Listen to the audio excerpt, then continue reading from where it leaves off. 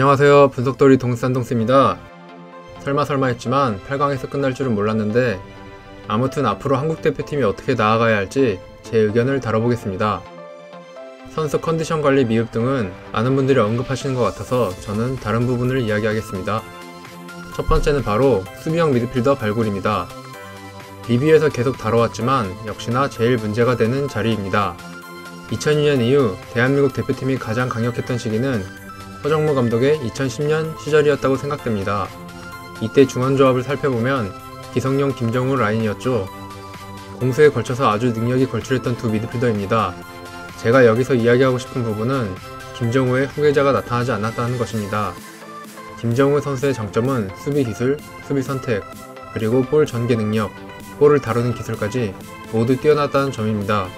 특히 수비에서 상황 판단이 뛰어나 수비를 할 때 달려들어야 할 때와 자리를 지키고 있어야 할 때를 정확히 아는 선수였습니다.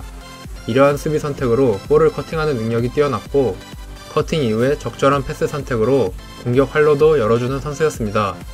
공격적인 기성용을 수비적으로 보완해주면서 본인 역시도 볼 순환에 관여할 수 있었던 김정우. 이 둘의 조합은 가히 대표팀의 가장 강력했던 중원조합이라고 생각됩니다. 대표팀은 김정우 선수 이후에 걸출한 수비형 미드필더가 나타나지 않고 있고 이것이 지금까지 문제가 되는 것으로 보입니다. 또한 벤투 감독이 이번에 차출한 중원 자원을 보면 기성용, 정우영, 황인범, 주세종 모두 볼 배급을 담당하는 선수들입니다. 벤투 감독이 너무 볼 점유에만 신경 쓴 나머지 미드필더들의 수비력을 간과했다고 보여집니다. 아시안컵 내내 수비형 미드필더 위치를 계속 공략당했고 카타르전에 결국 뼈아픈 중거리 슛을 허용했습니다. 기성용 선수가 빠진 상황에서 정우영 선수의 역할은 분명 볼 배급이었을 테지만 수비 상황에서는 너무 안일한 대응을 하지 않았나 싶습니다.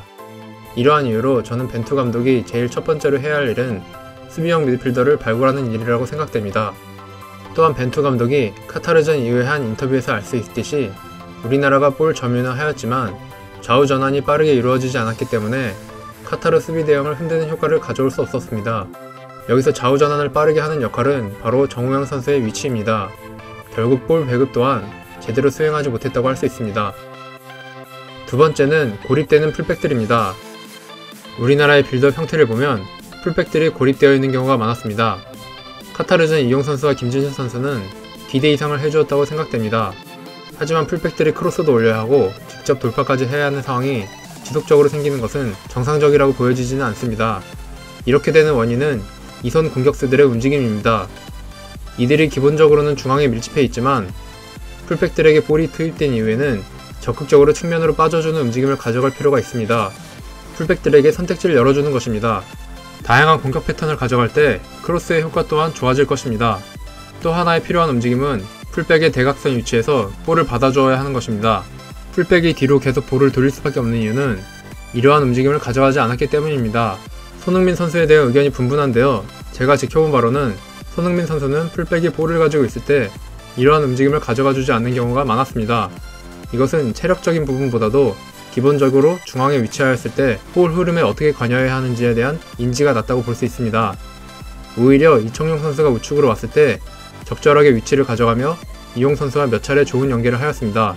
카타르전 후반에 한 차례 손흥민 선수가 뒷공간을 침투한 좋은 장면이 나왔는데 아마도 우리나라 공격 중에 가장 좋았던 장면이지 않았나 싶습니다. 손흥민 선수의 장점은 바로 이것입니다. 뒤보다는 앞에 있어야 하는 선수라고 생각됩니다.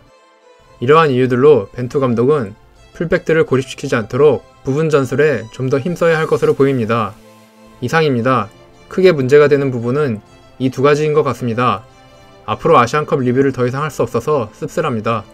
2004년 아시안컵에서 이란에게 4대3으로 졌던 이후에 8강에서 떨어지는 것은 오랜만이네요. 독일을 극적으로 이기고 축구붐이 다시 일었는데 이번 패배로 죽지 않기를 바랍니다. 저는 다음에 더 나은 컨텐츠를 가지고 찾아뵙도록 하겠습니다. 시청해주셔서 감사합니다.